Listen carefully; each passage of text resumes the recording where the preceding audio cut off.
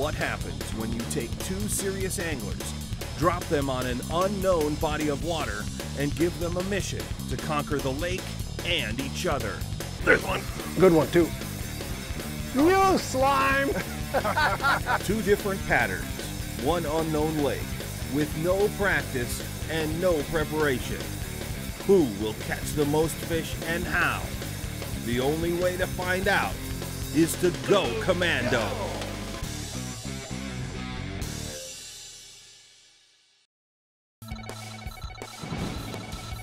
The mission is simple. Two experienced anglers.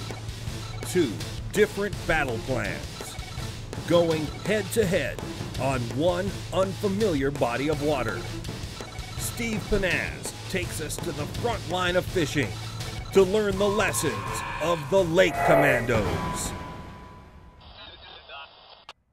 So that's the lake right there? That is. No, it's not. Yeah, it is. That's it. A lot of cattails, or is it bulrushes, or what? Looks like bulrushes from here, but... Wow, that's not what I expected.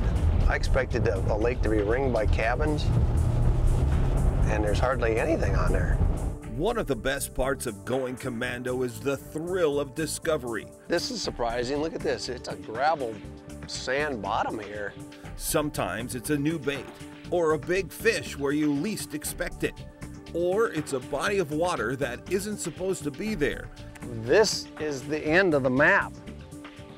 This back here is not on the map, but just happens to be full of big largemouth bass. Today, Steve Pennaz will put his Lake Commando skills to the test against one of the best in the game, veteran professional angler Johnny Candle. I love fishing with another angler who's really knowledgeable because the mindset is the same. We've got to find fish fast. We've got to make the right decisions or we're going to bomb. The commando mission is to find and catch largemouth bass on an unknown and partially uncharted natural lake. It's becoming harder than ever to find undeveloped and unpressured waters these days, but there are a few gems still out there, and when you find them, it's the perfect opportunity to go commando. Today's lake is just over 1,000 acres in size. Not a giant, but not a puddle either. However, it is very shallow, with a max depth of only 19 feet, and most of the lake is well under 15 feet deep. Typical of a shallow lake, it's very fertile and classified eutrophic, with water clarity averaging just over 4 feet. The lake is essentially a featureless bowl, so habitat is very one-dimensional and mostly shoreline related.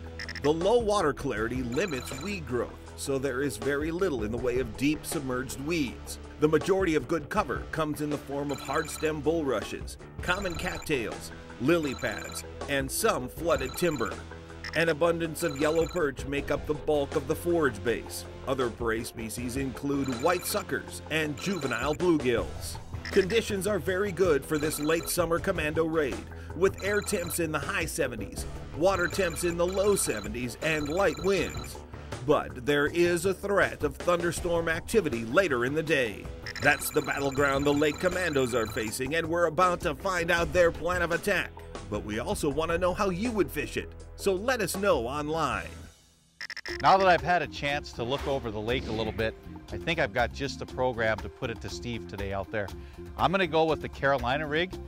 First of all, the lake is pretty devoid of structure and cover. There's a couple offshore humps that I want to fish. They're fairly big. I want to be able to cover a lot of water, and a Carolina rig is a great way to do that. I'm going to go with the craw fatty on the business end. A lot of action from these tentacles without moving it a whole lot. I've got a fluorocarbon leader, half-ounce sinker. What's great about a Carolina rig, though, if it's deeper than I think out there, it won't take long to go with a heavier weight. Nice long 7.5-foot villain rod. You can get nice long casts and cover that hump without having to move the boat around a lot. And the good old Revo reel, you can't go wrong with this MGX. Super high speed, so when I get to the edge of the structure, I can burn that bait in and make another cast.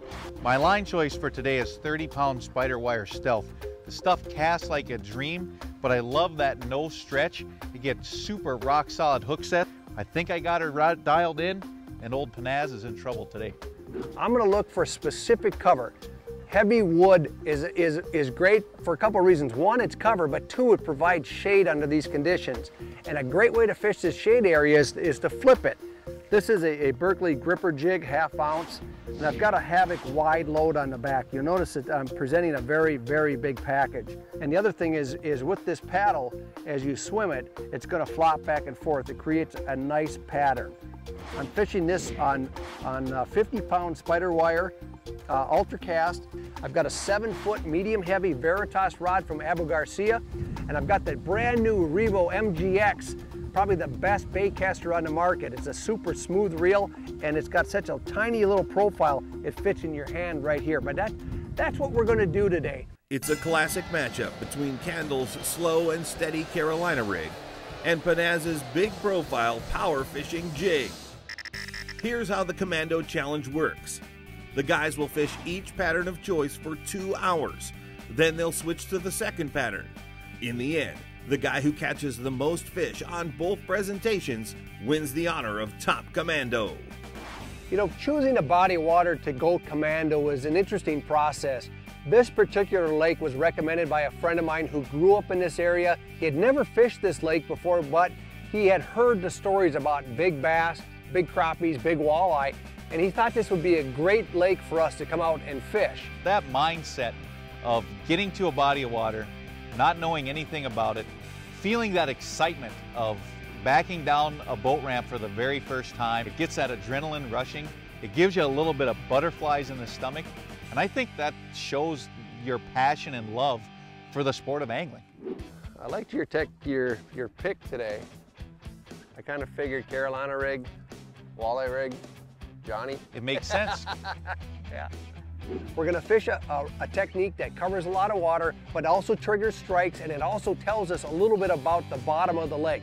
Is it rocky? Is it gravel? Is it mud? Are there weeds out there? I thought it was a great process. Unfortunately, when we got out to the humps and started fishing them, they were fishless. At least we couldn't catch one. And that's what happens when you get on a lake. You're sitting on the shoreline saying, this is what I think's gonna work, because you wanna start with a game plan, but when you actually get out there, it's scramble time, and today was scramble time.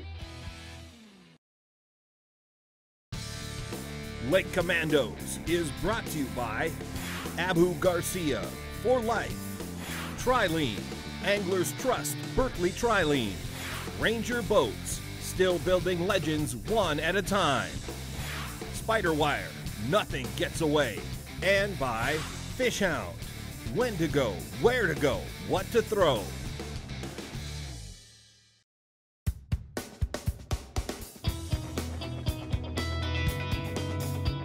The Lake Commandos are on a mission to find and catch largemouth bass in uncharted waters.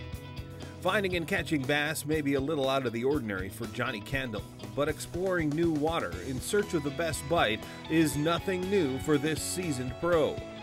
Originally from Ohio, Johnny now calls the Devil's Lake, North Dakota area home.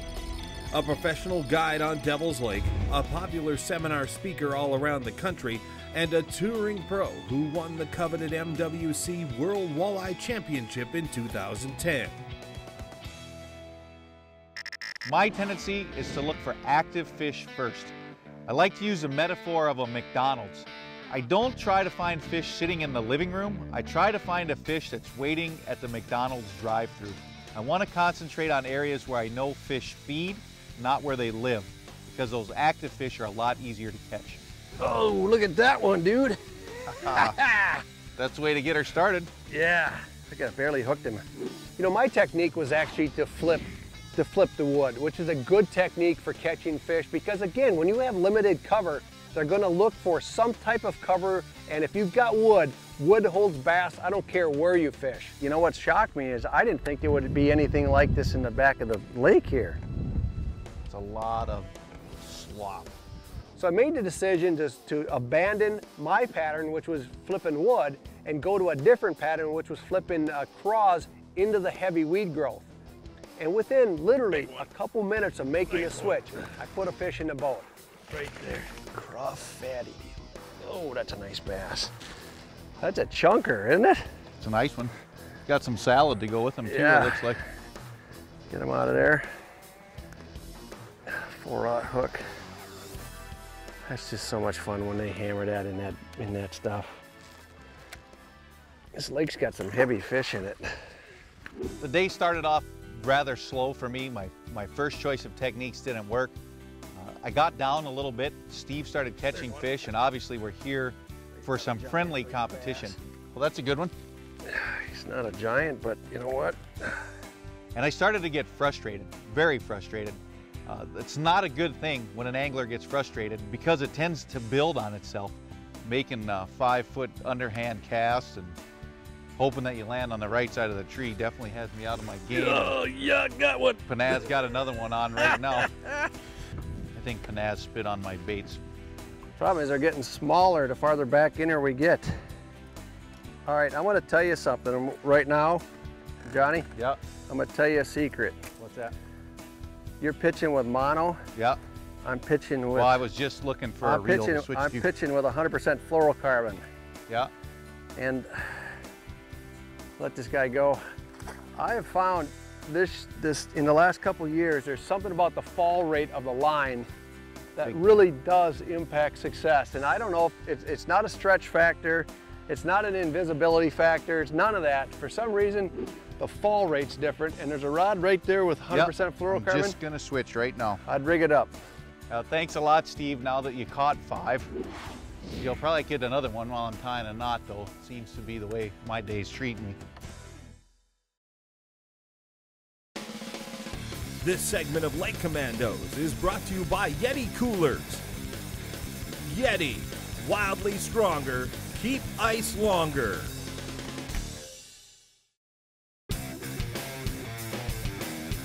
The Lake Commandos are exploring some undiscovered country on a mid-sized natural lake with very little weed growth. One of the most important Commando secrets to conquering unknown water is the willingness to admit when your first plan is wrong and you roll with the punches. Oh, look at that one, dude. That's the way to get her started. Yeah. And that's exactly what Steve Pennaz and Johnny Candle are faced with today. Johnny made some really good decisions in the boat today. Number one, he switched tackle that was the right tackle for the type of bait we were fishing. Number two, he made a switch from the jig to the crawfaddy and he rigged it properly. Number three, he was watching where I was getting bit and started fine-tuning his presentation. He made the switch to the tackle, he made the switch to the bait, and literally within a couple minutes, he hooked a really, really nice fish. Oh, look at that giant. That's a giant. Nice fish. There we Yeah, go. I'll grab him for you. You get him? Ooh, that's a toad. That's a good one. Oh, look out. Nice fish, There he is, Johnny. Steve. Oh, yeah, baby. There we go. Bruiser, nice fish. It took me a while, but we got her, huh? Yeah, well done. He flipped to the outer edge where it was a little sparser, a little deeper water, and he caught a nice fish. A few fish later, he catches another big fish. There we go, there we go, there we go. Whoa, another good one. I got him. Oh, there we got him. Hey, nice fish. 2 in a row. Coming Yeah. to get you now, Pennaz. You're a quick study. So all of a sudden we had a pattern. We're flipping weed edges with crawbaits and heavy tackle. Johnny! There you go. Hey, you better get back in the game, boy. Oh, it's a... He's about a third the size I thought he was, but he's got twice the grass I thought he should have. Look at that. In here is a bass, not a giant, and in here is a crawfaddy that's no longer fishable. Look at this. Look at this bait. Essentially what this is a creature bait that's got claws that move down, but what I like about it is it's flat. So when you've got it hooked on your, when you've got it on your hook, you've got a great big hook gap going on and your hookup ratios are great. There was a red weed that I've never seen before. I have no idea what it was, but it was greener and denser and healthier than everything else around it. And it was sending a shadow down, perfect cover for fish. And it got to the point where we'd see these weeds, we were actually calling our shot. I should get bit right there. I did too. Oh, and I missed them. I'm gonna flip to the right, I'm gonna flip to the left, and we actually took doubles off the same brush or the same weed. Oh, you got them. There you go. Oh, yeah, little Ooh, fish. little Sure fish. he is. Nice job. I got one too. A double! First one of those of the day. Just when a guy thinks he's getting ahead of the game. You know, let's look at this for a second. And we got a double, same size fish. But right here, we've got a red cabbage that's a little thicker and it's got some shadow areas, and we had 3 bites. Yeah, right there. And 2 fish. Yeah. I'm gonna say mine's at least an inch bigger. Oh no, I don't think so. When you're a lake commando, the phrase, "the fish just aren't biting," is never an option. A commando knows exploration and experimentation will almost always end in success. There's a nice fish. A good oh, fish. That's a good fish. Oh yeah. Lake Commandos is brought to you by Yamaha Marine. Reliability starts here. Johnson Fishing. Yeti Coolers. Wildly stronger. Keep ice longer.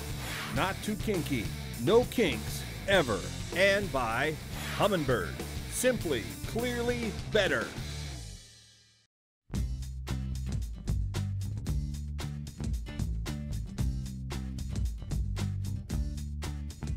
We're sitting here looking at the map of this lake, and it ends back in this corner.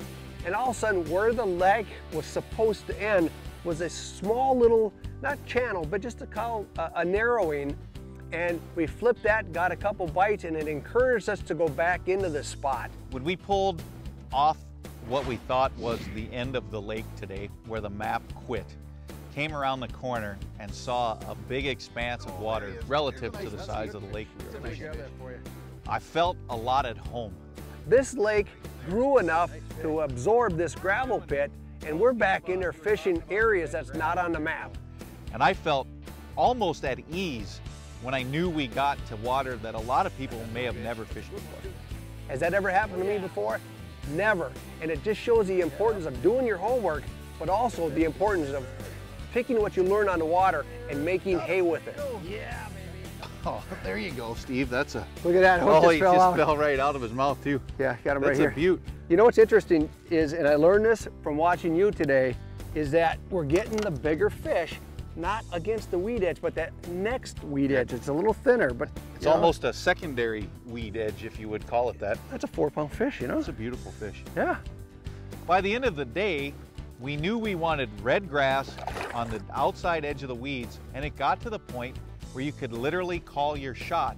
And I think we actually did that on several occasions. Steve, there's a nice clump of red grass. Flip it in, there's a fish. That's when you know you've done everything right and you've paid attention to every clue that you got from every fish. It's another solid fish. I don't know if that's the same one, but I had one just crush the bait on the fall. There's a nice fish. A good oh, fish. That's a good fish. Oh yeah. You know, Johnny, this one came off the stump. Look at that guy. I'm gonna see if there's another one in there. That is a tank. That thing is just built like a linebacker. Super thick, super heavy. Oh, what a day. Hey, today offered a lot of surprises, and we really had to fine-tune our presentation to catch fish. We thought we were gonna be up in open water or fishing tight to wood cover, and what we found was a lot of weed cover and heavy cover, and the best way to fish it was actually to flip and fish a Texas rig craw. You know, one of the baits that really produced for us was the Havoc Craw Fatty, and what I like about this bait is just the overall shape. It was designed by Bobby Lane.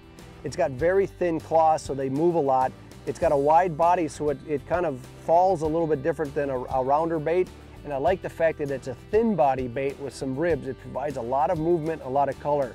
Fishing it on 15-pound, 100% fluorocarbon from Trilene on a 7-foot medium heavy rod. If I were to change anything today, I think I would have went a little bit heavier and a little bit longer on the rod. I'm using a new Revo MGX, which has a 7.91 retrieve ratio, because when you flip, a lot of times you get slack line in there, and I like the higher gear ratio just to keep the line tight and more manageable and allow you to get that bait in and make another flip, because that's when you get the bites. What was the biggest surprise today? That I got beat. I'm just kidding. Talk a little bit. Okay. No, I'll answer that question.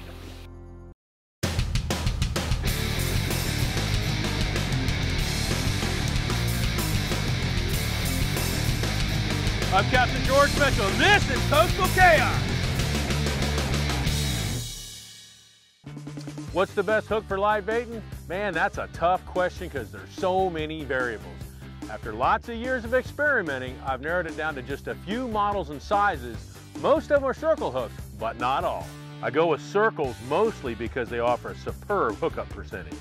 For smaller baits like Manhattan, pinfish, and croakers, I go with the lightest wire hook possible. A lighter hook doesn't weigh the baits down, they move more naturally and draw more strikes. Lighter wire hooks are fine for 30-pound test and below. When you're heading offshore and you're going to bump up to the 50s and 80s, you got to increase the wire size. For medium-sized baits like herring and runners, I like to drop down to a 5/0 or 6/0 circle hook. It allows me to use 30 or 40-pound fluorocarbon leaders and not worry about chafing through. Oh, the red? I use it because it works. For larger species that demand heavier tackle and drag pressure, you'll need to up the strength of your hook. But it's not always about strength. Make sure you match the size of the hook to the target species and the bait.